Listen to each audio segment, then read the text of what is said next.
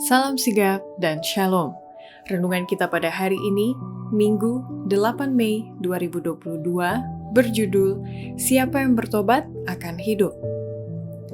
Ayat intinya terdapat di dalam Yehezkiel 18 ayat 21. Tetapi jikalau orang fasik bertobat dari segala dosa yang dilakukannya, dan berpegang pada segala ketetapanku, serta melakukan keadilan dan kebenaran, ia pasti hidup, ia tidak akan mati. Pena Inspirasi menuliskan yang dimaksud dengan judul renungan kita pagi ini, siapa yang bertobat akan hidup, dan makanya kita perlu mencari Tuhan, dan segala yang tidak berkenan baginya, jauhilah hal-hal ini. Ikuti kebenaran, agar kita dapat merasakan kasih Allah yang tiada bandingnya itu, adalah sebagai berikut. Pertama, ciri-ciri orang atau siapa yang bertobat akan hidup, bila mana karakter mereka didapati selaras dengan hukum Allah, dosa-dosa mereka dihapuskan. Semua yang telah benar-benar bertobat dari dosa dan oleh iman mengaku darah Kristus sebagai korban penebusan mereka, telah mendapat pengampunan untuk nama mereka dalam buku di surga, karena mereka telah mendapat bagian dalam kebenaran Kristus, dan karakter mereka didapati selaras dengan hukum Allah. Dosa-dosa mereka dihapuskan, dan mereka sendiri pun dianggap layak mendapatkan kehidupan kekal. Kedua, ciri-ciri orang atau siapa yang bertobat akan hidup, bila mana orang itu melepaskan diri dari tipuan-tipuan musuh dan menyesal, serta kemudian ditobatkan oleh pekabaran kasih Allah yang terakhir bagi dunia. Tuhan tidak akan membuang para pelanggar secara tiba-tiba, atau menghancurkan semua negara-negara, tetapi Ia akan menghukum kota-kota dan tempat-tempat di mana orang-orang telah memberikan dirinya untuk menjadi milik perwakilan-perwakilan setan.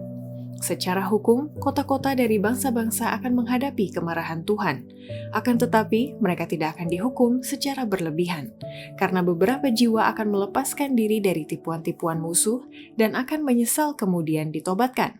Sementara orang banyak akan menerima amarah pada hari penghukuman. Ketiga, ciri-ciri orang atau siapa yang bertobat akan hidup, bila mana ia mengkhotbahkan doktrin Injil yang kuno atau asli, dan selalu tekun bekerja dengan sungguh-sungguh dan menyesal akan dosa-dosanya lewat pengakuan dan pertobatan. Tuhan menginginkan hamba-hambanya pada zaman ini mengkhotbahkan doktrin Injil yang sudah lama, penyesalan akan dosa, pertobatan, dan pengakuan.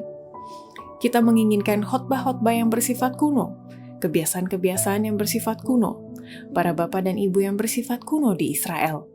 Orang berdosa harus bekerja dengan tekun dan sungguh-sungguh dan dengan bijaksana sampai ia melihat bahwa ia adalah seorang pelanggar hukum Allah dan harus melakukan pertobatan kepada Allah dan iman kepada Tuhan Yesus Kristus. Keempat, ciri-ciri orang atau siapa yang bertobat akan hidup, bila mana semua khotbah yang dikumandangkan itu jelas mengenai terang kedatangan Kristus, dan pengharapan orang itu mengikat seluruh kata-kata, perbuatan, dan semua hubungan pergaulannya. Semua khotbah dalam terang kedatangan Kristus. Kebenaran nubuatan diikat bersama, dan pada waktu kita mempelajari mereka membentuk suatu kelompok kebenaran Kristen yang praktis dan yang indah. Semua khotbah yang kita berikan dengan jelas harus menyatakan bahwa kita sedang menunggu, bekerja, dan berdoa untuk kedatangan Anak Allah. Kedatangannya adalah pengharapan kita. Pengharapan ini mengikat seluruh kata-kata dan perbuatan kita, dengan semua pergaulan dan hubungan kita. Demikianlah renungan kita pada hari ini, kiranya Tuhan memberkati kita semua.